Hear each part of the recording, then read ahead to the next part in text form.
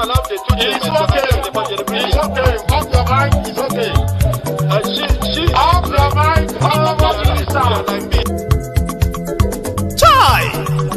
Now wow, people wey suppose talk truth to power don't off mic. And if we talk, now 500,000 they go summer us, call them hate speech. But fear not, Maiyegun don't come. Him go torchlight every corner, nooks and cranny of all these bad people where they spoil our country.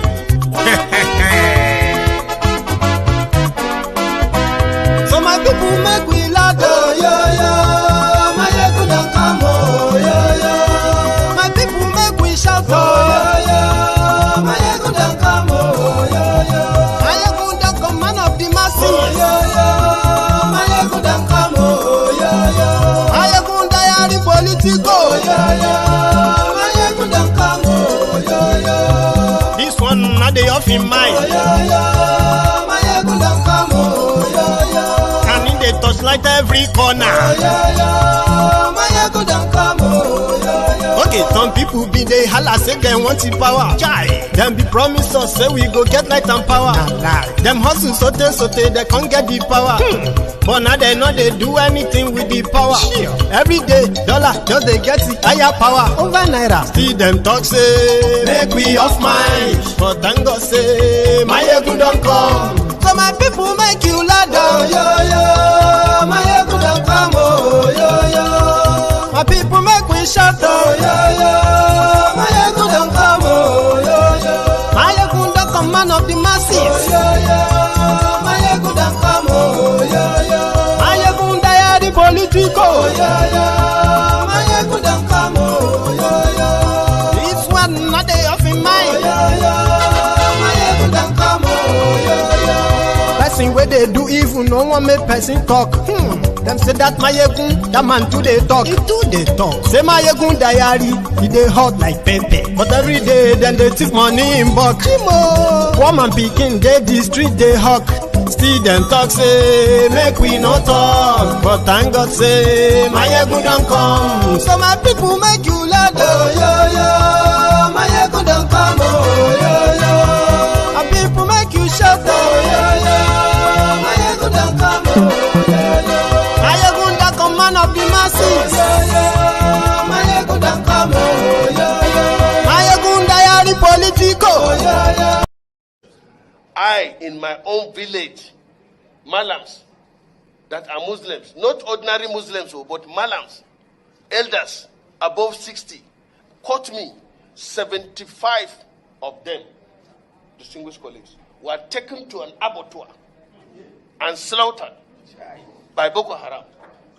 And can you imagine that the Nigerian army or the Nigerian government is saying that because these people have gone to repent, or they say they hand themselves off, you bring them back and you pamper them.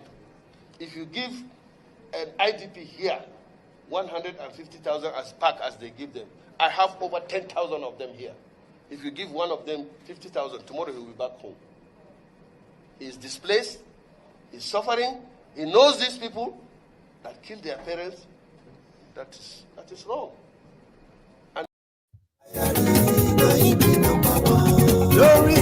Thank you so much for joining me.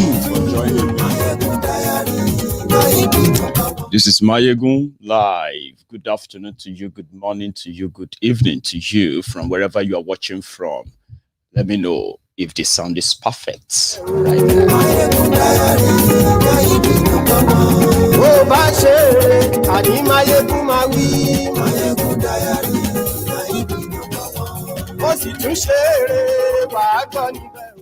Now, thank you so much for joining me. And you know the tradition, right? As you are joining, manage and share the broadcast, okay? Give that thumb up. Tell your friends, not, or everyone is your friend. I mean, tell your friend, tell those who are not really your friends as well. Tell them that Maiyegun is live.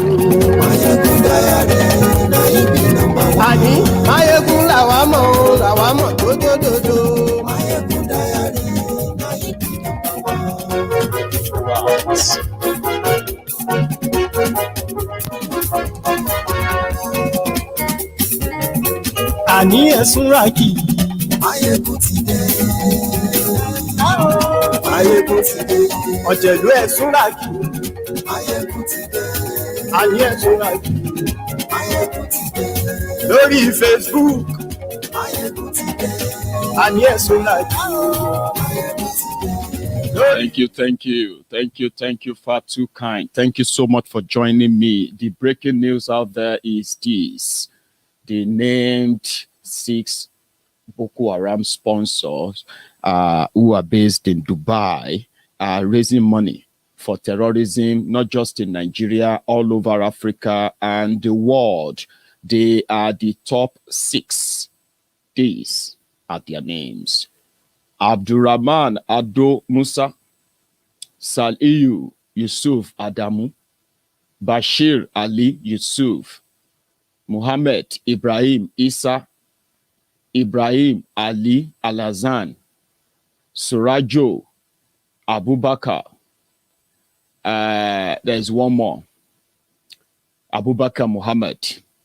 6 of them are now in the custody of United Arab Emirates. You see these guys, they raised close to $1 million from Dubai alone for terrorism in Nigeria, Boko Haram. There has been controversies, I would say, when these names were released today. Few days ago, in fact, a few weeks ago, Barrister Falana asked Malamu to come clean and come out and prosecute the 400 terrorist sponsor, the 400 people they claimed to have arrested as sponsor of Boko Haram in Nigeria, including the Bureau de Change operators that they arrested. According to them, their names, their identity remained sort of unknown. So a few days ago, Malamu came out and he said they were going to start the trial of Boko Haram sponsor. Charade, you will say. Well, Dubai is doing the job for now. America said they are also going to release some names the names that they've had under their radar for a very long time. More reason why you are going to watch this broadcast with me tonight is this: to have an insight when people who have given up completely on the fraud called Nigeria, simply because of the culpability of those who are supposed to keep people safe in Nigeria, their culpability, their collusion with the terrorists that are killing Nigerians and at the same time getting pardoned. You need to have an insight into how all this came by. The terrorists that took over power in Nigeria will continue to shield every terrorist that crosses their radar, as long as they can work for them. Now, among the names that popped out when Dubai released these names is this Ibrahim Isa Ibrahim. This Ibrahim Isa Ibrahim.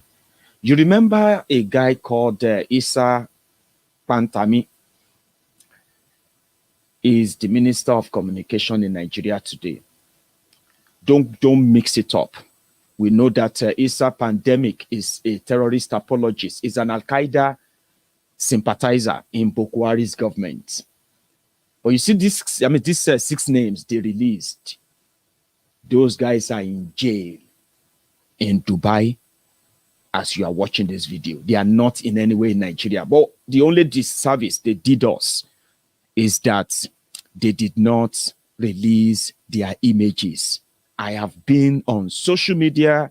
I have been on different crime websites, international crime websites, few ones that I could lay my hands on, put up all these names there to see if I could find any images that will at least give us an idea what these guys look like. The bottom line is that we haven't seen their ID yet. But you see those names, people know them. These are those they will call lecturers, Islamic lecturers, working in Syria working in Libya, teaching in Saudi Arabia, teaching in Yemen. He's a professor in Iraq, professor in Iran. These guys are recruiters. They are those who manages cells for terrorists all over the world, including in Nigeria. So these names, I would expect Nigeria media to come up and do some digging for us. You remember when they said they wanted to, I was talking about the Issa pandemic earlier. Issa pandemic, a terrorist sympathizer, the friend of Shekau, the friend of Muhammad Yusuf, the guy that was killed, the founder of Boko Haram in Nigeria. Issa pandemic. Issa pandemic is known as Issa Patantami. However, when his cover was blown, that is the ringleader of the Al-Qaeda sympathizers in power in Nigeria, he decided to change his name when they said they wanted to do a meeting with Twitter. They banned Twitter because Twitter was pretty much exposing all of this crime being perpetrated by this criminal. It was becoming too much. So they banned Twitter. At the end of the day, they decided that they constituted, in fact, committee to go and negotiate with Twitter so that Twitter can go and register office in Nigeria. And when next they want to arrest people, or whenever they feel like they want somewhere to shut down, they can go to their offices and shut them down. However, something really, really strange happened. For the first time, Issa Patantami refused to use his name. Issa pandemic. He decided to use Issa Ali Ibrahim. And if you look at this, the one that is causing controversy somehow is this Ibrahim Ali or Muhammad Ibrahim Issa. So these two mix up, right? There seems to be common names used by some of these guys. Unfortunately, you can be Issa, you can be Muhammad, you can be Ibrahim. But, you know, when you have this altogether, it brings about this suspicion like, could those Ibrahim be Issa Pandemic that changed his name from Issa Pandemic to Issa Ibrahim after his cover was blown? Let's go back to the sponsor of terrorism and how they get away with it so easily. They pretend to be lecturers. They pretend to be working abroad. Yeah? They pretend to be promoting Islam. They pretend to be Islamic scholars, opinion molders. So they shuttle between their base, where they mingle with the terrorists, and they bring back those ideas and money back to Nigeria, where they have mosques.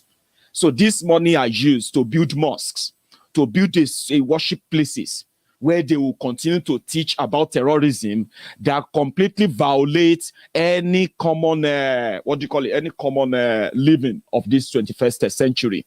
Things like caging women, covering them up and down, or making them the property of men. All these teachings about people who are not in this kind of Islam, they are infidel and they must be killed.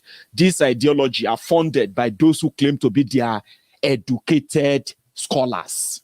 You know who this guy is, Sheikh Osama bin Gumi. Osama bin Gumi is fingered as one of the, as the cleric, the person who mentored. You remember that guy? I can't remember his name right away, and I want you to help me. Okay, this this pants bomber, this guy who wore Mutalab. I can't remember his full name. Something Mutalab, the son to former CEO of First Bank Nigeria Limited, the Mutalabs. What's that guy's name? The guy that wore a bomber, that wore a bomber pants to go and bomb aircraft going to a passenger jet going to America, and he got caught. He's serving a life in jail in America as we speak. The person who groomed him, that young boy, is Sheikh Osama bin Gumi. This is what they do. And you see the political class, what they do with their political class. Thank you very much. Abdul Mutalab. I think his name is Abdul Mutalab, but there is also a name for him as well. It was Gumi.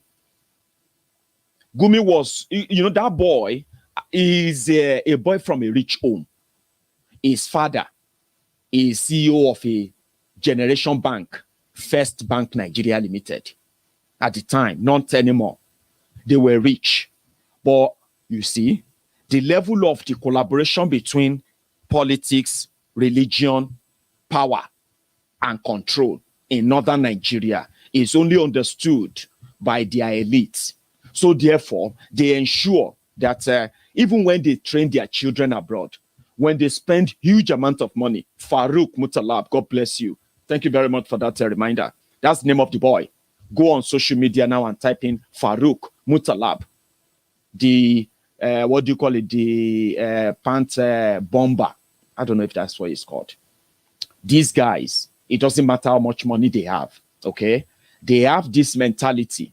Even when they train their children, when they send their children abroad to the best universities, the best colleges abroad, yeah? The mentality is not for the children to be productive. The mentality for the children is to maintain the line they shared for their own lineage in the scheme of things in Nigeria. If it is for religion, that child, it doesn't matter the kind of education he gets, as rich as his parents might be or powerful they looked, right? Once he's trained, he has to come back and continue with that tenet of that extremism if theirs is religion. And he must work and cooperate with the political class, who are also expected to protect and nourish the religious class, because they work hand in hand. That's where the power comes from. That's where the control comes from. These two, it doesn't matter their children. Their children are not meant to be productive to Nigeria. Have you ever seen any children of the politicians who will ever become anything productive in Nigeria, even when they put them in power, even when they put them in position before they even finish any university? They are just leeches, scoundrels like their own parents. Their job is not to make Nigeria better. Their children's job is to maintain the status quo like you have it now. So therefore, even if you found yourself in politics and you come across these terrorists who have this religious link, as expected, the mullahs, the Islamic scholar, the respected, they will tell you, respected Islamic scholar. You see all those respected Islamic scholars you see in northern Nigeria, more than 80% of them are receiving their funding from terrorist organizations all over Islamic world. I say this with all sense of truth, because it's a sense of facts. You see them there. I remember a story when I was growing up. So I'm telling you this so that you will understand why would anybody who contested for an election to be governor, to be senator, to be president, in order to make life better for his own people or our own people, protect them from any external attack, aggression, and then ask yourselves that these same people, the moment it comes to this terrorism, which is they know is religious backed, they know it's about religion. That's the only message, the control and power they use. A politician that swore to protect his own people, claimed to be fighting for his own people. But when it comes to those who are protecting terrorists, you will find him there defending them. And you ask yourself, what is wrong with him? He can't go back to his own constituency because of insecurity. Schools are shut in the entire senatorial district that they come from. He's not fighting that because, you know what? Those who made that happen are the same people who made them become that senator, that governor, that president, and every other position you see them hold today. They owe them one thing, because they know that this is jihad. Even if you want to call it terrorism, they will never call it terrorism. It is jihad.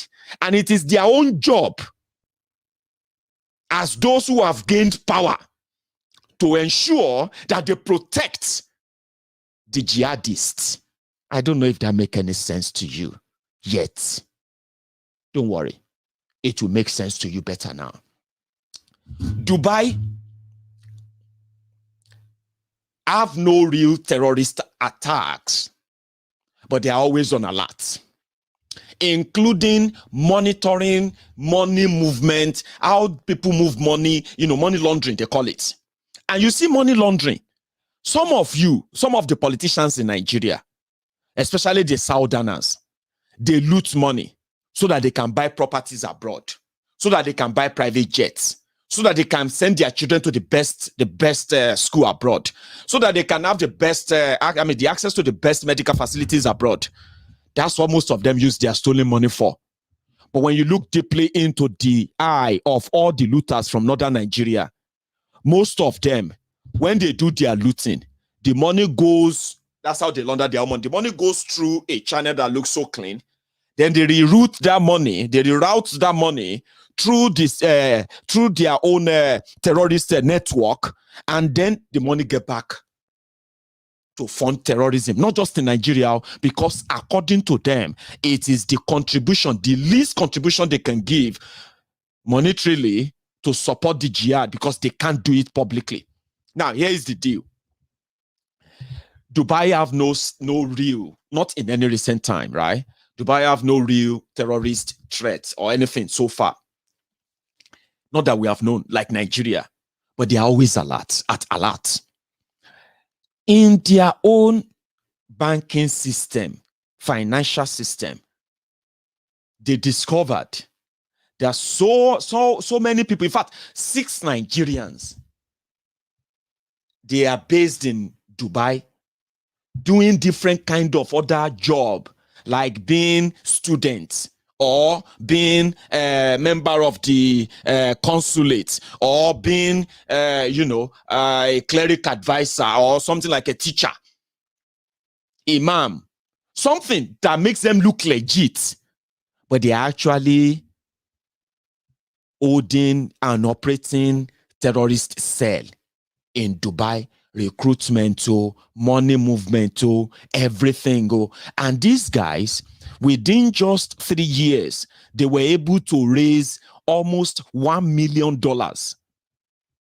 And that $1 million ended in Nigeria. Guess what? Nigeria that is battling terrorism, Nigeria that is fighting terrorism, and tens of thousands of people have been killed. Tens of thousands of people are currently in different captivity, right? And millions are already living in IDP camps, right? That Nigeria have no clue of how those money was moved in Nigeria through their banking system, and you want me to believe that? Yeah? You actually want me to believe that? Retired Commodore Kunle Olawumi came out and he told us, he said, listen, stop stressing yourself. The reason why it seems that Nigeria is crippled giant, is simply because the person in charge of Nigeria and those who are working with him, they are agents of terrorism. They are terrorist apologists, terrorist sympathizers. They will never give order to raid down those who are the sponsor of terrorism. According to Commodore Kunle Olawumi, he said, Nigeria can continue to buy weapons and buy weapons and buy weapons. They can buy 100 Toscano jet. They can buy whatever they can buy. It will never end terrorism there, because as long as those who are sponsoring terrorism are those in government, and they are those who are friends in government, continue to be protected. Forget it. You are wasting your time. Immediately, they declared him wanted. The reason is because he said, he personally interviewed some of those they arrested as Boko Haram members who confessed and mentioned names. And he is 100% certain and sure that many of those they mentioned, he is 100% sure that 2 of them are currently in government of Boko Haram's in Nigeria today. 1 of them is a governor, 2 of them inside government of Boko Haram, and they are untouchable. Trust me, we know those 2. The first one is this pandemic. The second one is Boko Haram himself, the chief negotiator of terrorists. That's why they will never give order to go after the sponsor of terrorism, because it's a big business now, and they are not done yet. So ask yourselves, Dubai could find them. Dubai could prosecute them. Just like the same way Dubai police tracked and arrested Osh Poppy, gave detail of how Osh Kiari, the tailor, was, got involved. And the story of Osh Kiari, as you are hearing it today, they told us that their report indicted him, but there's no certainty that he's going to be extracted to America. Some said, it be like said the FBI will go America, will go Nigeria, don't return back to America. And I'm like, you have no idea how long shot this is going to be between Nigeria and America. But wait to find out. Dubai found 6 of them and they named them. That's what we're asking Nigeria to do. Bokwari, which is going to be completely impossible. It's never going to happen. Okay. Abdurrahman Ado Musa. I went online. I found some names. I found some faces. But for the sake of privacy and no certainty that they are same, and because we know that people in northern Nigeria can actually share name that will look same, so I decided not to bring their pictures. But here are the names. You too can look them up. Some of them are not. They are on LinkedIn or what do you call it? Some of them are there on Facebook. Trust me, I could tell these guys who have the profile like I am a lecturer in Zaria, lecturer in this. So I will expect the Nigerian media to do us a favor to begin to dig and tell us their states, their towns, their pictures, their relatives, so that we can begin to link them up. Because you know what? Those who they are working with, they are in government in Nigeria. And as you are shocked, so are they. They are shocked too that Dubai, a Muslim country, is not protecting terrorists. Nigeria, that is not an Islamic country, is protecting terrorists, is giving them amnesty, is pardoning them. And they are telling you there is nothing wrong in that. They are still asking that the 4th deadliest terrorist group in the whole world, Fulani herdsmen, that they should be given land, they should be subsidized. And look at this. Those who are asking, they have no shishi to finance all of these wishes that they have. Boko Haram sponsor, now you know them. And now you know why Nigeria can never, ever give you the names of those who are based in Nigeria. Some of the questions people are asking is that, Maiyegun, if they manage to find 6 people in Dubai, how many of them do you think are currently working, doing the same job, raising money for terrorists in Iran, in Iraq, in Libya, in Egypt, in Morocco, in Saudi Arabia, in Yemen, in so many other places like that they could pretend to be Muslims. They could pretend to be pursuing an agenda in the name of Allah, in the name of Muhammad sallallahu alaihi wasallam, collecting money, spending that money on terrorism in Nigeria, because it's a big business, you know that. So if you don't go after the sponsor, you can continue to buy to Kano or wherever. And listen, when you talk about protection, look at them today. Those who are in power, they make sure that they would never call them terrorists. No, they're not terrorists. They are just some disgruntled boys that are just misbehaving. So they can be rehabilitated to start thinking like normal people, they say. However, the Biafrans, who have pretty much vowed not to back down. Anyway, the sit at home today was also successful. Yes, there were some reported, disruptions here and there. But I managed to follow through what would be the reaction of the IPOB leadership on this. Listen, it is now obvious that the only people who control the Eastern Nigeria are the people of Eastern Nigeria who are majorly sympathetic to the plight of the IPOB, especially that of Mazi Nnamdi Kanu. It is now obvious that the people control Eastern Nigeria. They control Biafra land. And if the politicians from Eastern Nigeria are smart enough, they have the opportunity now to key into whatever their people want now and speak up, be on their side for their own sake. I read there what the DOS posted today. They said they have suspended all the sit-at-home in Biafra land until the day and every day that Mazi Nnamdi Kanu appear in court, which simply makes sit-at-home every Monday now voluntary.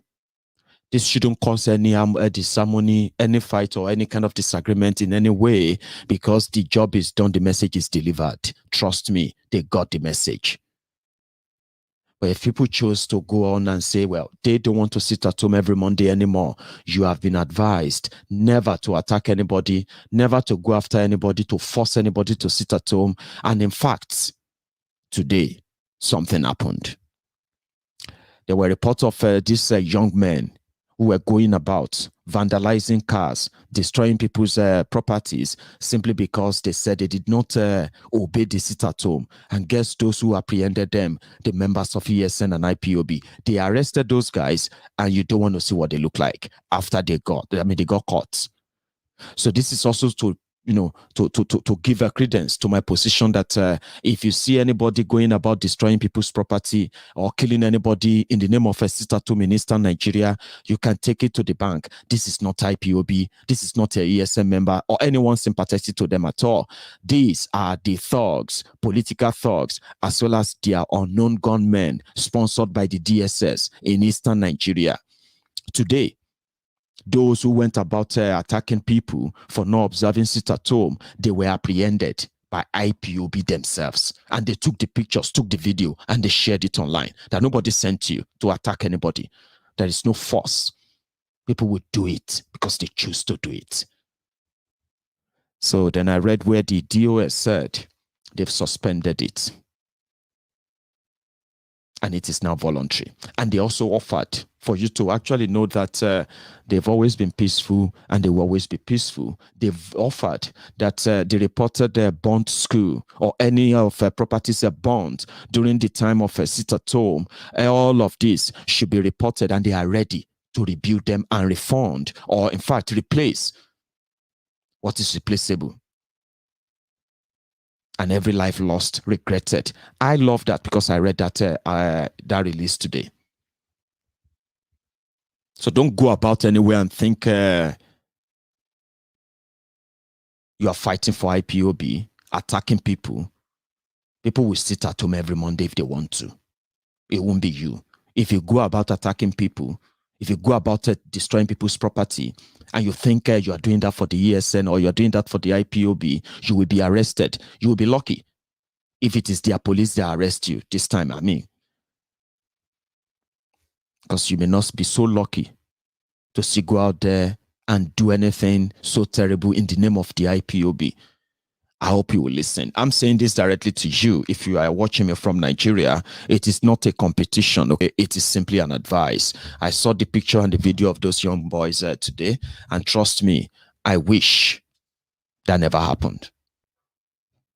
All right.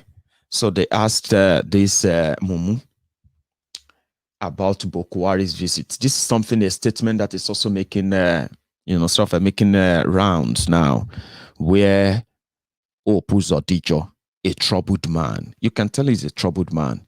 A never elected Supreme Court governor of Imo State. A scared rabbit. They were asking him about Bokwari's visit and the discussion they had. Oh boy, the guy misspoke. I agree that he misspoke, but in fact, people said he didn't misspeak. He actually spoke the truth because of his description of Bokwari. Listen to this. We are supporting his administration. We are supporting all his policies because Mr. President has shown sufficient interest in terms of pragmatic approach in listening and being insensitive to the hearings of Imolites and Igbo people in general. So we meant it. Insensitive to the plight of the Igbos. Being insensitive. Somebody said I should show the pictures of those beaten up. No, I won't show you picture of a bloody picture of people beaten up like that. I won't. No, it's not really great. You know what I mean now. But if you go on Twitter, even if you go on Google right now, you can search for that. You'll see them there. You see the videos. Quite pathetic. Not good. Not a good sight. Right? I don't want to glamorize it. I just thought for those who have seen it, right, pass the message. Sit at home is not by force. IPOB never force anybody to sit at home. People do that voluntarily. And when they do it 100% compliance without anybody having to go anywhere to force anybody. So now they've had to take a position today to, in fact, really warn those hoodlums who always love to take the advantage of that, right? That they should desist from it, which is, you know what I mean, which is better. And I hope it actually makes sense to people. I'm not saying that people won't sit at home on Mondays. Oh, don't misunderstand that. Oh, because you know what? Sitting at home every Monday was primarily from a reliable source, was primarily suggested themselves by the people until DOS heard about it and they decided to, you know, to announce it. So when the DOS said that no, people should not sit at home anymore, and the controversy that followed, they just left all of you online to continue to do what you are doing, fighting yourselves. They sat at home and they continue to sit at home as well. But here is the difference. All right. There's no competition about it. If people choose to sit at home on Mondays, right, they will still sit at home. When nobody can say, oh, please go out, go out. No. What we are saying is that if you found out that people are going about as well, just please don't act Van Damme. You will be doing that in violation of the leadership of IPOB's directive. You'll be violating their directive. And I don't think that will go down well with you. Trust me, it won't. Okay. So I hope that worked well in a way. Thank you very much, Adewale. It's actually there on the screen. I think it says PayPal me dot, I don't know. It's rolling on the screen there. If you would try it, sure. So that is from the East. We are so impressed by what you have done. Your level of protest. When you were protesting in the public, they said you wanted to cause wahala. You are disturbing people from going to their businesses. You are disturbing blah blah blah blah blah. You are causing you are causing traffic. The government should shoot you. The government should kill you. And indeed, they started shooting and killing you. When you now said, okay, we won't be going about anymore. We won't do our protest. We won't do our rally anymore. We'll just be meeting quietly. And then there will be, you know, they still came to your meeting places to shoot you, to arrest you, to, you know, assault you, brutalize you. Now, when you now said, and people said, yeah, they should do that to you. Now that you decided to just sit at home, that one seems to be the below the belt. That one, no, really sit down well with them. That is the power. That power is the language that Bukwari and his own full Igbo governors and their politicians, that is the language they will understand. Okay? When the society they think they are controlling becomes so hostile to them, they will either speak for them or they will end up having to vacate and, you know, leave the stage. Trust me, they felt that sit at home more than anything. And if you see any Yoruba man that is so concerned about sit at home in the East, saying that you are just, you're just destroying yourselves. It's not going to affect Buhari. It's not going to affect this. It's not going to affect that. Just tell the person to keep his mouth shut. This is why Nigeria deliberately destroyed a region populated by people who are the top financial, the financial market runner in Nigeria. But yet, when you go to their region, as rich as they should be, they are the lowest region with IGR in Nigeria because it is deliberate. deliberate underdevelopment of Eastern Nigeria. Deliberate. And then the unfortunate cause that leadership of the political class in Southern Nigeria has brought upon the people of the Southern Nigeria. That doesn't make Ogun State different from Abia. It doesn't make Lagos State different from, different from Enugu. It doesn't make Oyo State different from Imo State. Well, maybe different now, a little bit. Check the life of the people. Check their per capita earning, check their daily living, check the environment they live, check their own electricity, check their healthcare system, check the education system, check their own employment system, check the young people who are employed and trained and even trained to be employed in those places. Then you realize that it is the same caused leadership everywhere, but deliberate underdevelopment of Eastern Nigeria for years. Deliberate, when I say deliberate, they'll put policies in place to ensure that certain things never happen there. And if they don't happen there, they will just be what they are. And that's exactly what they are. Same way, we have remained backward in Western Nigeria. The people of Western region, we, the pioneer of the legacy of, the pioneer of the best education you can buy in any part of the world, the best medical system you can see in any part of the world. Yeah, we were competing, we were hopeful, we were futuristic until Agbero became our new sort of profession that people have to go into for survival now, right? Agbero, Agberoism, Agbero, executive Agbero. We used to be great. We're supposed to be great. If not for the fact that, well, lucky us. We tend to have a part where they couldn't do without anyway. Capital of Nigeria was so close to us. They had no choice. They still have to trade around us. They moved everything, but they couldn't move that financial capital anywhere. If they could, they would have moved it to Kano. Then you see that Lagos State will not be different from the same Bayelsa State that has oil, one of the biggest oil producer, but one of the poorest. If there's no allocation from Abuja in a month, Bayelsa will go broke, bankrupt, and the entire state will go berserk. Bayelsa. That's what Lagos State would have been. They moved everything, but they couldn't move the financial capital. They had no choice. If the sea could be moved to the northern Nigeria, they will move it, and they will abandon the rest of us to deal with criminals who are just pickpocket, opportunists, freeloaders, called leaders in this southern region. We wouldn't be different. Take it to all.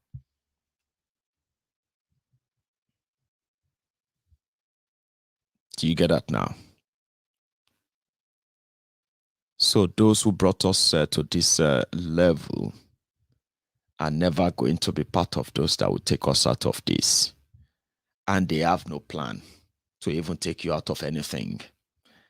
People usually say, if you found yourself in a ditch, the best thing for you is to stop digging. But you see us in these criminals in Nigeria, they will take anything and everything, including your life, if it's going to give them anything extra. Whatever it is. They will take everything. That is why a retired Maigad, an illiterate Maiyegun, is overseeing a country that are taking decisions that are not in any way in the interest of the people they are leading. For example, apart from the sponsorship of terrorism and coverage of terrorists, pardoning terrorists, they have another war, and it is called economic jihad, economic war. The economic war is that Nigeria is poor, broke, all thanks to the Al-Qaeda People's Congress, who expanded the war so Nigeria can spend more and at the same time borrow more. They have no interest of building any economy to sustain anybody other than the Bambi Allah economy. Bambi Allah economy, where they can say they have given a graduate 10,000 naira to fight poverty. They have given traders 20,000 naira to fight poverty. They have given the poorest people in part of Nigeria 5,000 naira to fight poverty. They have created an immediate job called N-Power that will pay people who are graduates 30,000 naira to fight poverty. They were planning to take 100 million out of poverty by giving them 5,000 naira every month. At the end of the day, poverty no die. Even with the prayer points, poverty die, poverty die, poverty die, it no die. Just same way they invested the billions on electricity, and the only thing they got is darkness. They invested billions as well because they looted those billions, by the way. No one invested any goddamn money. They looted the billions, and then they got more poverty. They said more Nigerians are poorer than they were 60 years ago. The legacy of Bukwari. Nigerians are more jobless now. 33 or 34% of Nigerians unemployed. That is under Bukwari. But because they are waging economic war, that the Buhari idiots, the cyberbarians, and their friends, and their cousins and nephews and, the rest, they who are the victims of this economic jihad, they have no idea, unfortunately. A very poor country that is dealing with over 120 million people who are living in extreme poverty, according to the World Poverty Index 2020. God knows how many millions have joined in the last 1 year alone. That same country, led by these terrorists and these unfortunate criminals, was able to go abroad to go and borrow money to construct rail line from Katsina, the desert, to Maradi in Niger Republic and other deserts. Why Nigeria will pay for every goddamn penny to build this rail line between these two countries? It is expected to, it is called the partnership between Nigeria and Niger Republic. Niger will pay no dime. Nigeria had no penny, but they were borrowing money to do that.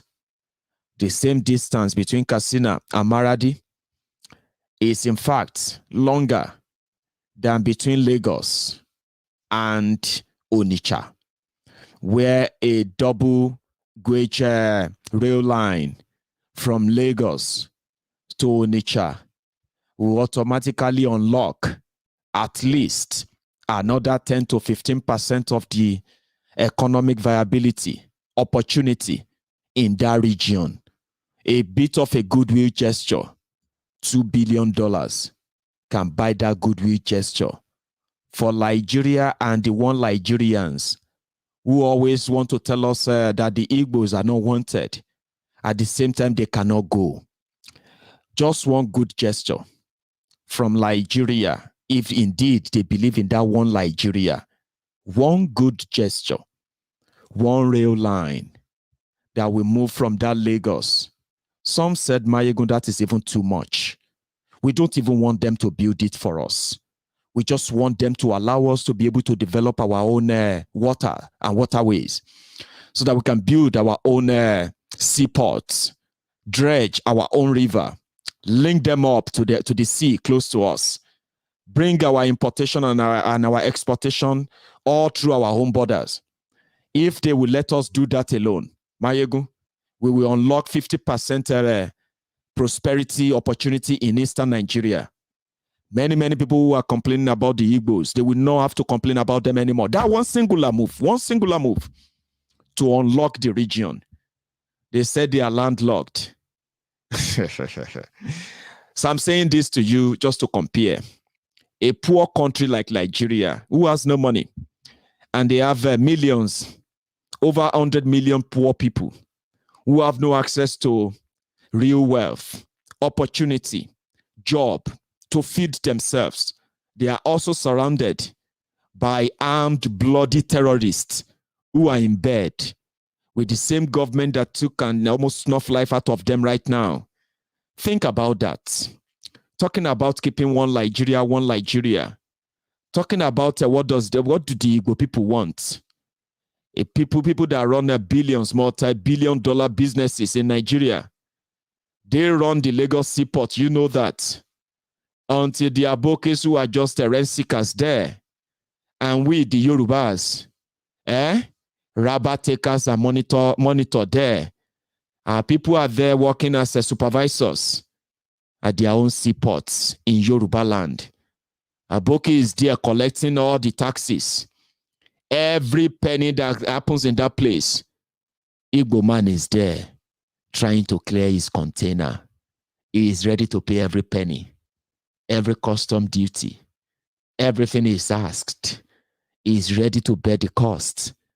Even though he is still going to be profiled, he will pay every penny.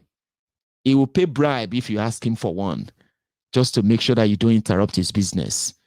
All of this, with all man-hour wasted, this can be avoided when they can actually do all their importation directly from all over the world straight to Onitsha. No joke. And then these young people that you see, and you call criminals or what have you, you don't know what they are. They call them touts, pot touts or pot rats. Yorubas, Hausas, Igbos, and everybody from everywhere. Many of them will return back and pick up a decent, nice paying jobs at their different ports in eastern Nigeria without having to be in Lagos. Think about that. And when they go back, what do you think will happen? Of course, people will have more jobs. Young people will become more productive. Yes, and once they have jobs, they pay more taxes, they consume more, they pay the consumption tax, they pay that your VAT, more money into that region that will never destroy your crate of beer, that will never destroy your crate of alcohol, and at the same time be waiting to be given money every month from the proceeds of alcohol. I am saying this to you now, so as for you to know that the reason why they deliberately put Nigeria in this situation, either for those who are the terrorists who are waging economic war, and those in government who are protecting them, and at the same time waging their own economic policy wars too. They are working for the same thing, just to destroy you, to destroy me. And it's now up to you. Right, I gave an example of borrowing money to build the rail line to Niger Republic at the expense of those who spend the billions and billions and billions of dollars every year, and they pay billions and billions and billions of naira as custom duties to this same government in Nigeria. How about making their business easier? Because after they come out of that seaport, then they still have to deal with the checkpoint of the policemen on the way from Lagos to Onitsha. You get to see over 100 checkpoints where they have to bribe and bribe and bribe.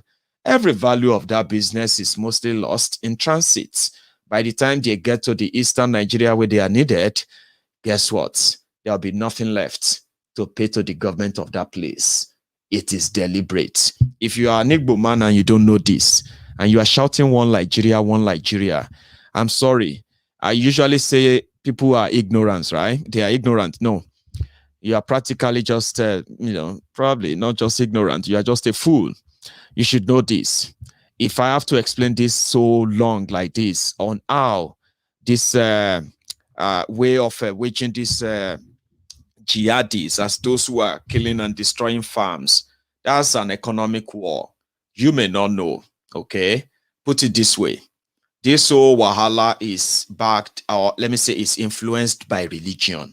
Don't let anybody tell you otherwise. Influenced by religion, okay? Boko Haram says book, Western education book is haram, is a sin. Western education is a sin. Don't send your children to school to acquire such education.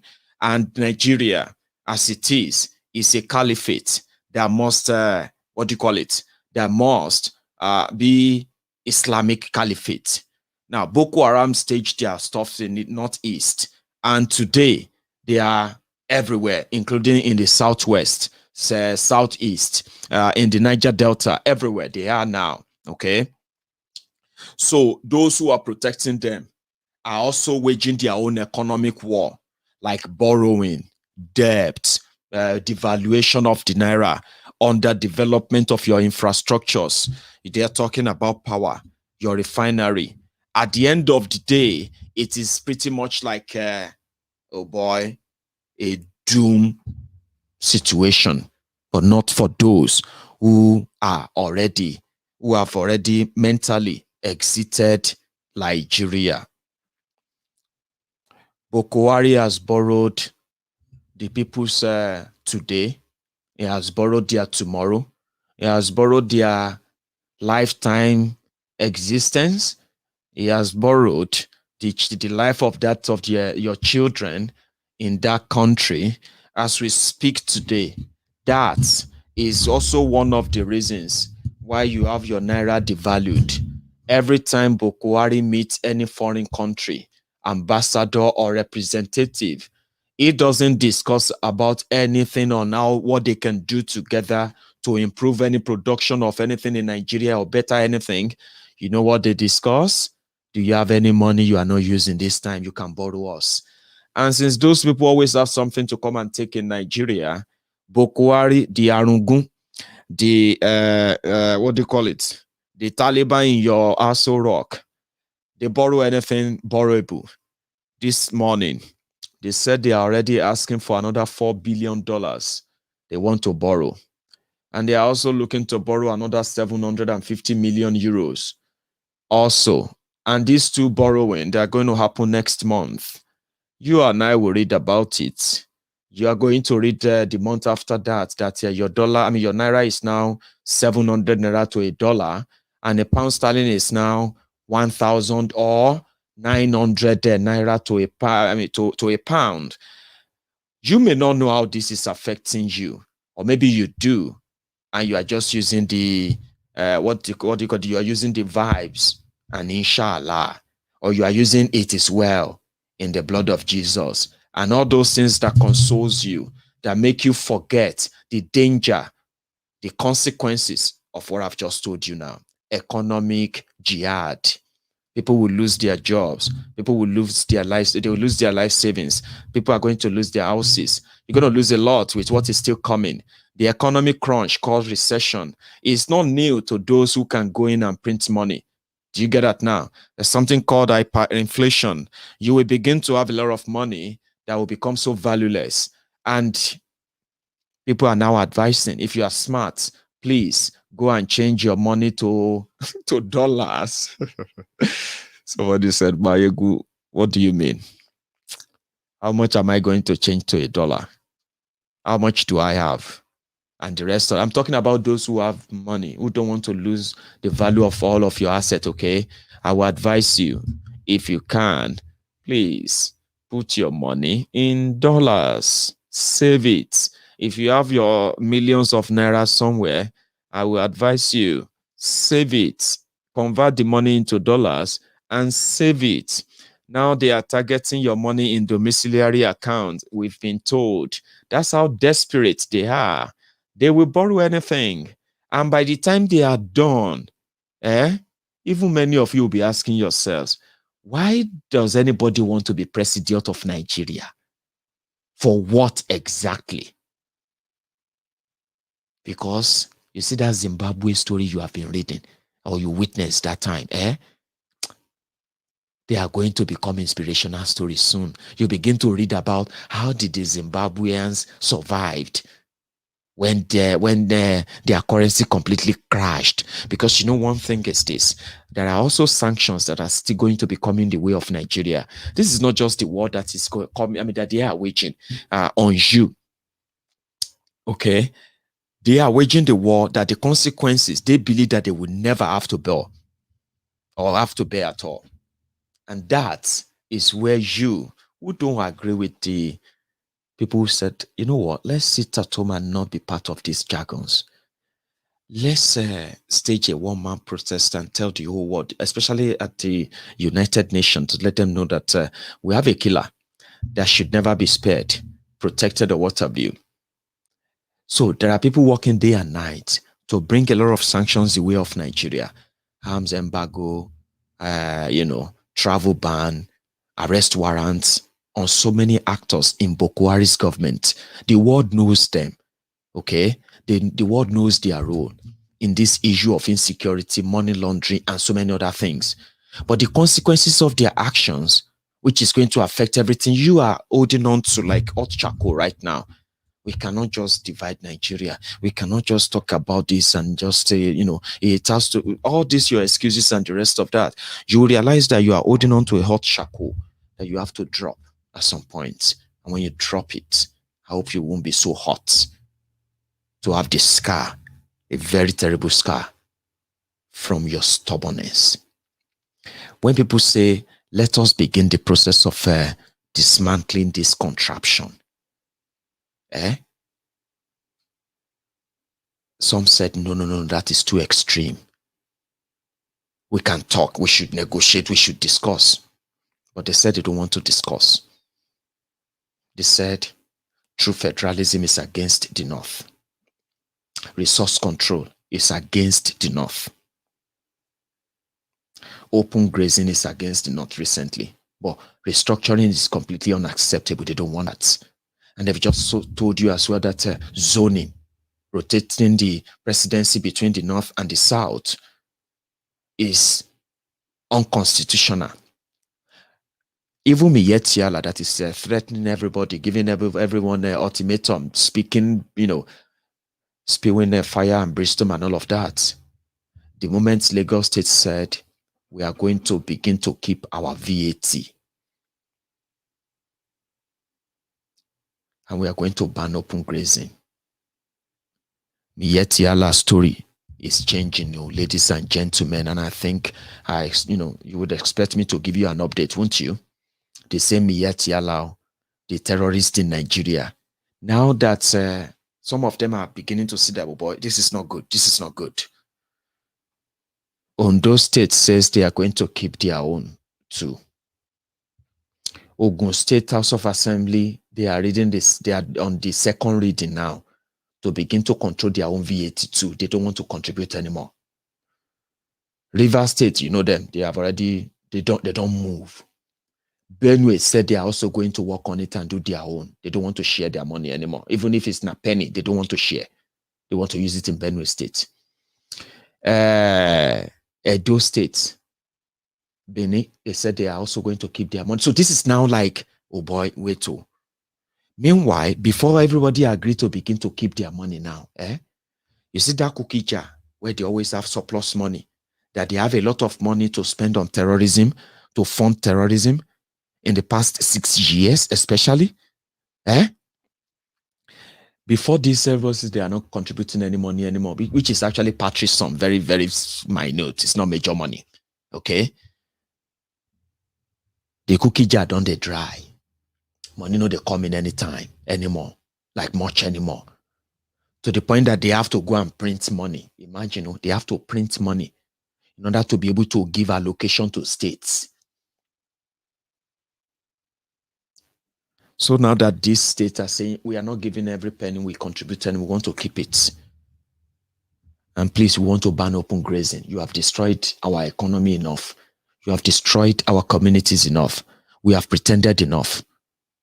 We may not have all the capacity to fight you as you may think, but trust me, with this law, our people can go ahead now and fight you. That's what they don't know about those laws being passed, anti-open grazing law and the rest of that. So now that the giant, the big giant, the big elephant in the room, Lagos, said they are not giving their VAT and they've passed the law already. Yet Allah said they want to negotiate. Yet Allah are no longer threatening people. Go and read the news today. They said we are ready to negotiate with the South on the issue of open grazing. We want to plead with the South to give us time so that we can talk to our people. We are not fighting anybody. Some said Maiyegun, Natakia is a lie. I said, but Baba, it's good to see. Say Maiyegun is a lie. Wait again in another few days, in another few weeks, they will issue another fire, especially if they finally get reassurance with their commander in chief. Bokuwari. Once they get something so obvious on the way, right? They will come back and say to her with, I said, but me we enjoy this thing, Baba. Why you won't be a killjoy? Me yet Yala that is calling press conference every now and then, threatening people. They said they are begging now because it's like the news is now tightening. It's now tightening. As they are bragging, waiting for Bokuwari, they're waiting for the National Assembly to help them and stop the South. It's looking like politicians will always be politicians. All talk, no action. It seems that the National Assembly is not really going to be able to change it. All these people are making this law. Very soon, Bokuwari may not be here anymore. All these people, something will happen that all of these people will no longer be there anymore. We better start talking. I said, Papa Moku, enjoy him. Let's enjoy the fact that the people that are bragging are beginning to realize that it won't just be about bragging. They will have to do more than bragging. And they know that they are cowards. All these Fulani terrorists, they are cowards. Number one, they don't come during the day to come and fight and say, we've come, we'll deal with all. They don't do that. They don't go to where they know that it's well populated. They don't go there. They are a bunch of cowards. Even despite the fact that they are holding AK-47 guns, they are holding all of this stuff, right? They dare not come and make an attack during the day. They still have to attack isolated places, communities that they know are pretty much cut off either by communication or they have terrible road or whatever it is. They will just figure out isolated place and they will go in the middle of the night and they will start killing people there, set their homes ablaze and they will run away. You won't see them. That's how they operate. Why they do that? The military will give them cover. No police will come. No military will come. Nobody will listen to any SOS until the following morning when people will go there to start picking dead bodies. Who are the dead bodies? Children, women, aged people. You know what I'm talking about? Not people who are fighting them. They don't fight during the day. Bunch of cowards.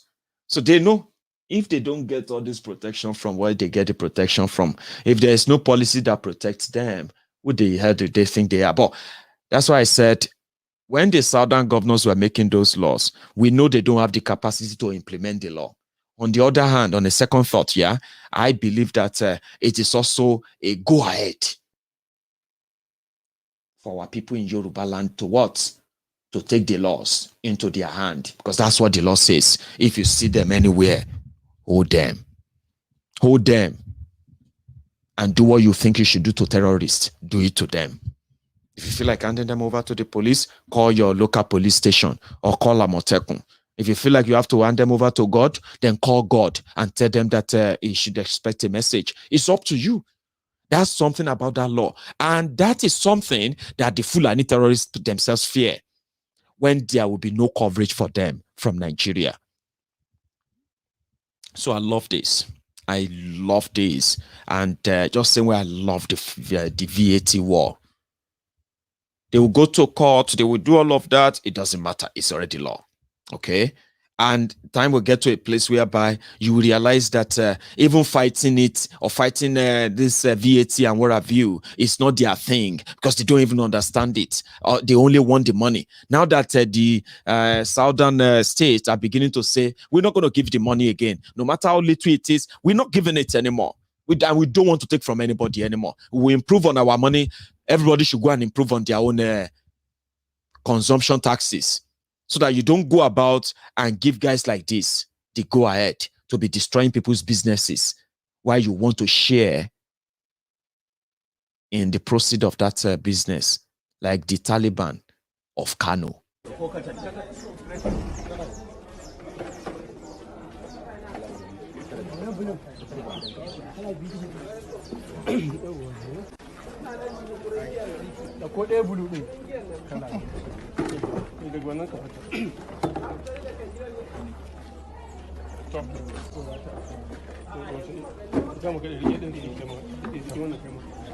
أعوذ بالله السميع العليم من الشيطان الرجيم بسم الله الرحمن الرحيم مجمع DG masu girma ragowar dakarun hizba da muke tare da kowa da kowa assalamu alaikum wa rahmatullahi wa barakatuh. Kamar yadda kuka ji bayani kuma kuka gani a yanzu cewa hukumar Hizba cikin ayyukanta na daƙile badala musamman ma abin da ke kawo maye ko shaye-shaye wanda yanzu ne zai dugunzuma kwakwalwar dan adam kai duk ma mu bar wannan uwar laifin wanda Allah. You see that? 3,600 crates of beer confiscated by Isba in Kano. Kano State is raising enough, money from consumption tax, VAT, 2.8 billion. That's a lot of money compared to some states that only raised about 90 million, 100 million, a whole state. Consumption tax and all of that. Because religiously, they are not allowed to take money from alcohol. But they are hypocrites. They are a bunch of hypocrites. Those who will tell you that you are infidel, but yet they have a region that is battling with an endemic drug abuse among young and old in northern Nigeria. I'm talking about something that has become like pandemic drug abuse. They were supposed to be so close to God. They were supposed to be teaching them a lot about God. All those fallacies, all those lies. Even in that same Kano, where you have Gandola, the Babariga mobile banking CEO of Kano, Gandola, his wife, Mandola. They call that one Mandola. Somebody wrote that on Twitter today and he said if Gandola is Gandola, then they should call the wife Mandola. Because Mandola, who happens to born a son, their son, trust me, this is true life story, son to Gandola, reported his mother, Mandola, to EFCC for fraud. Family. Today, true life story. They were supposed to be people with morality. They will look at it, they will say, you know what I'm talking about, Abi? When they look at you and they were like, no, the reason why they don't like people infidel, they call you infidel, unclean. People are going to hell. Trust me, these guys are mad, but they are thieves. They are drug addicts. They are arsonists, murderers. I'm talking about the worst of the worst of the worst of the crimes you can think about. And yet, they are so quick to look at and say, your leaders are thieves. That's what they did. They said, Fulani will tell you, your leaders are thieves. We will come and deal with your leaders for you. Criminals to come and deal, terrorists to come and deal with your leaders for you. Gandola's son reported his mother to EFCC. Madola to EFCC. They say Gandola. So they said in Kano, Madola is actually the governor. Gandola is the deputy governor, the one you see all the time, the Baba Regara mobile banking CEO. The point I'm trying to make here is that I'm just using Kano now. They make a lot of money from consumption tax. They have a lot of, they have a very good population as well. They claim only Kano can manage to at least pay half salary if that allocation, Bambi Allah from Abuja, fail to come. And the Bambi Allah from Abuja is the money they manage to fraudulently, scoop from southern Nigeria. Something that makes them powerful. And when that money is not there, then you realize that they are actually not powerful. They are not. They will begin to beg. And unfortunately, that doesn't give power to the people of the South. On the second thought, it only gives the power a little bit of a leverage to those who claim to be our political leaders and representatives from the South, those who have failed us and continue to fail us. Do you get that now? That is why some said we shouldn't trust them. I'm only giving you these stories, these points, these links to link them all together that will then take you to your own personal conclusion about the whole scenario. Don't mind me. They might sound fluid to you.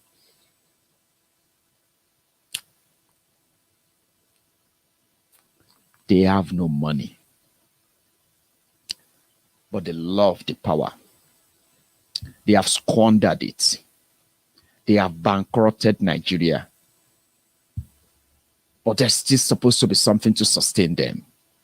And that something is that the South is still part of Nigeria. As long as the South is part of Nigeria, it makes the name valid. As long as the name is valid, it can always open doors, including the ability to print money when you need the money and quickly change the money to dollars and move it elsewhere. And the hyperinflation in the country can kill whoever it wants to kill. It doesn't really matter, remember? As long as the jihad is moving, unfortunately. So we say thank you to our people who have made it to New York today.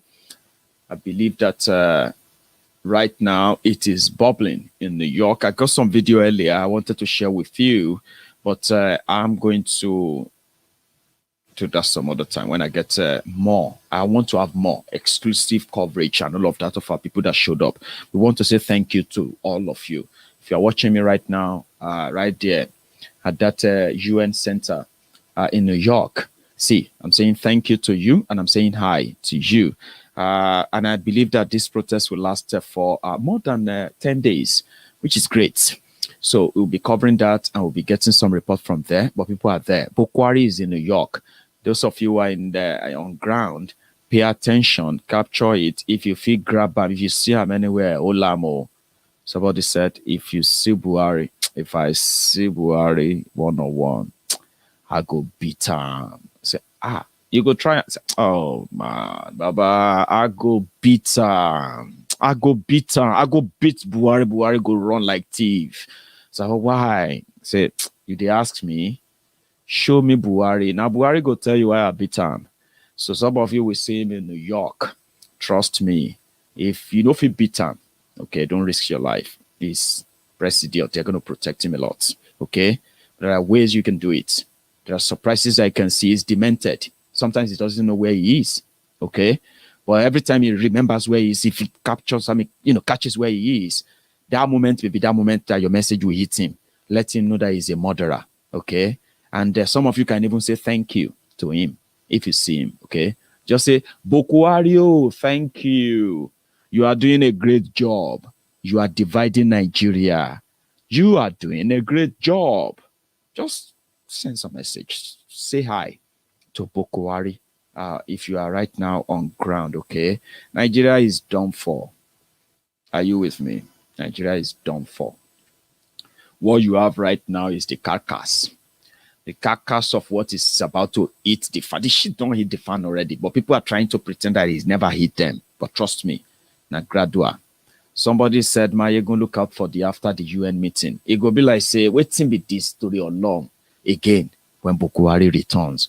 Whatever it is, I don't think it will be worse than what we have seen. Or just that every day, it just reminds you how worse it is to live in Nigeria or to survive it. Those who love to pretend to deny, right? It's good. You can live in denial. It's great for you, okay? But usually, even though we don't wish that on you, we will hope that you don't become a victim so that your story will not be a lesson to others as we speak, okay? So they will borrow the money. Trust me, they will borrow the money. They will share the loot. They will share the money. Do all of that. And then the second leg of the assassination of prominent people in southern Nigeria will kick in. This is not a good news. It is, in fact, not a good thing to say. But we have to say it. Not because it is not good. I don't have to say it because it's good or it's not good. I have to say it because, who knows? Alerting people, awakening people. That could make a lot of changes. Just decisions of those who should know better, but they are pretending not to, or playing political correctness and the rest of that. When they become victims in the next couple of weeks, we will use their story to tell you that there is nothing to save in Nigeria. Nothing.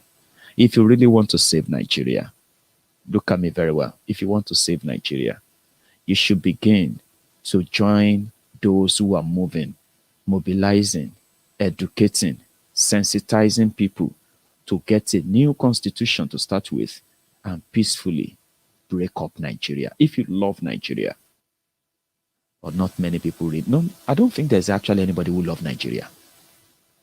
For real. People are just patriotic when it is convenient. And those ones who are patriotic Nigerians from abroad, those are the funniest ones, right? They love Nigeria. They will tell you, but it's from abroad. Very great stuff. Okay? You can't tell me that your politicians love Nigeria. You can't destroy what you love. You can't treat what you love so badly. You can't abandon what you love to get destroyed. Look at Nigeria. Do you really think anybody loves Nigeria that way? Do you see the sign that Nigeria has ever been loved? If Nigeria was to be a human being, do you really think Nigeria would be a loved person? Or somebody you would pity? That is to tell you that those who are arise to compatriot with you, those who are claiming to be your representatives, decision makers, well, those who make deals for Nigeria in the name of Nigeria, especially these jihadists, the apologists, sympathizer of terrorists in government, who cares no hoots about what the economy becomes or whatever it doesn't become, as long as whatever agenda they are pushing, whatever campaign they are trying to entrench, as long as it is going on in that smoothly, to hell with you and your me being patriotic or not, okay? So to them, that's patriotism. You get what I mean now? So, but look around you. Look around you. Do you really think people who love their country so much will treat Nigeria the way your past, present leaders, political actors, decision makers, opinion molders, religious leaders, traditional rulers, student leaders, youth leaders, women leaders, market women, men, women, and the rest of all those people who make up the society? Tell me. Do you really see them love Nigeria? Do you see this Nigeria as a country anybody loved? You don't pillage something you love. You don't pillage the land you love. You don't arm terrorists and then at the same time pardon terrorists in the land that you love. You protect the people. You protect the land. You protect the resources. You protect the prosperity of that country. That is what you do when you love a country. Nigeria is a country that those who claim to love Nigeria are looting Nigeria, destroying the future, destroying the generations, the now and the future. That's not love. No, that's not love. And so many of you are pretending to love Nigeria too, waiting for your turn so that you too can be called the senator, honorable, governor, excellency, minister, and all that kind of funny titles that gives you your own access, your meal tickets to the table. Some of you are just waiting for your turn. And because of that, you love Nigeria. You turned yourself to unity beggars. You turned blind eyes to all the atrocities that are happening right before you. You justify criminality. You justify genocide, murderous, illegal actions. You justify them because you are waiting for your turn. You are waiting for your turn. Like vultures waiting to feed on the carcass of a dead country. Good luck to that. Thank you so much, everyone, for your time. I'm not taking calls tonight, okay? But we'll take calls some other time. Just know this. We can save ourselves. If you love Nigeria, join others to begin that conversation. Do it maturely. Let's do it like gentlemen, like human beings. The conversation about the breakup of Nigeria, the fiscal restructuring, political restructuring, and so many other restructuring that people are asking for can be found in a conversation of a breaking up of Nigeria peacefully. Whatever the northern Nigeria and their elites have been feeding fat on, Let those glutinous, jobless, lazy children of theirs who have long throats right now, waiting for their turn, so that their fathers and their uncles, their mothers and the rest of them can place them in that same political authority where they will be making decisions for you and me. Let's tell them that the conversation we should be having right now is the conversation on how you're going to work and be better than your parents, your jobless, unproductive parents who destroyed Nigeria, rather than build it. Build you, or build the people that you likely lead. They decided to loot everything to train you so that you can have something to come and loot as well. Maybe we can have that chat. That should be the conversation we should be having, not the conversation about the next election. It should be the conversation about the next referendum. That's what I want to talk about. That's what we should be talking about. Okay, not the next election. But good luck to every one of you on whatever you think is right. Thank you so much for joining me tonight. Before you go, my friends on YouTube, leave me that thumb up. And I want to say thank you. Thank you. And thank you to every one of you. We crossed that 50,000 mark today. Yes, it took a while. Somebody said, Maiyegun, you should have been more than this. I said, I know, I wish. But it takes a lot of hard work and a lot of support. It's all to all of you who have stood by me. Continue to give your support and everything up to this moment. So thank you. We crossed the 50,000 mark. Now we can look forward to 100,000 mark now. I hope you will make that happen. Share my broadcast. Engage with it. Give that thumb up. Make it feel engaged so that more people will see the message. And trust me, they will stay back, even for just one single bite, right? Thank you so much for your time. I'm going to see you some other time. So you have a good night.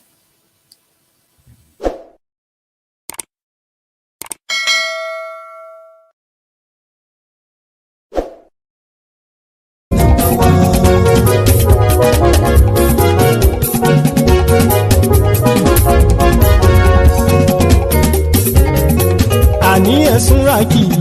Maiyegun ti dé. Maiyegun ti dé. Ọ̀jẹ̀lú ẹ̀sùnra kì í. Maiyegun ti dé. Àní ẹ̀sùnra kì í. Maiyegun ti dé. Lórí Facebook. Maiyegun ti dé. Àní ẹ̀sùnra kì í. Maiyegun ti dé. Lórí YouTube. Maiyegun ti dé.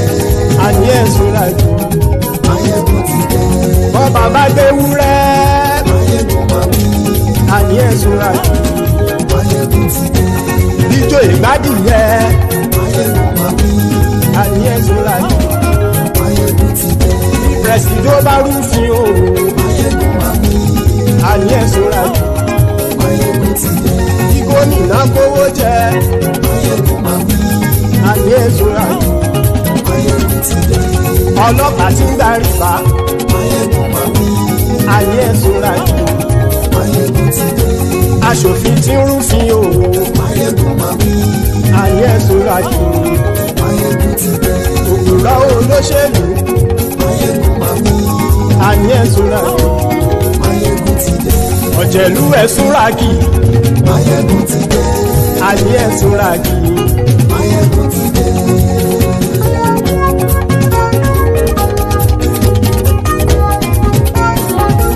Maiyegun ti dé. Gbogbo ọ̀jẹ̀lú ẹ̀sùnra kì í. Maiyegun ti dé. Gbogbo ọ̀jẹ̀lú ẹ̀sùnra kì í. Ṣùgbọ́n ní bá ti ṣe èyí tó yẹ kí wọ́n ṣe, ọmọ bá dèrò ní fi wọ́n níran o. Maiyegun ti dé.